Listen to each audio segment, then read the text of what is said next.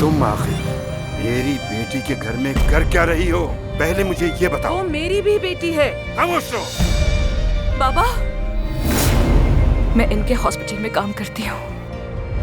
मैंने मजबूर किया था, मैंने ही बुलाया था अंतेप से। यानी इस वजह से तुमने वो जगह छोड़ी थी, हाँ?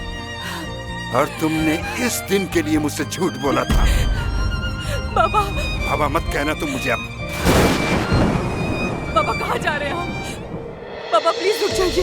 बाबा, तुम्हारा आज से कोई बाबा नहीं है। मैं आपका चेहरा नहीं देखना चाहती हूँ, मैं मर चुकी हूँ आपके लिए।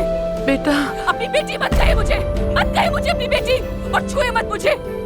अपना हॉस्पिटल, अपनी जमीन ले ले और अपने सर पर बांध ले। मैं फामिया हॉस्पिटल नहीं चाहती थी। तो क्या चाहती है? मैं अपने पास चाहती थी। इस तरह चाहती है मुझे? चाहती थी, क्या चाहती है मुझे? पास रहो बेटा।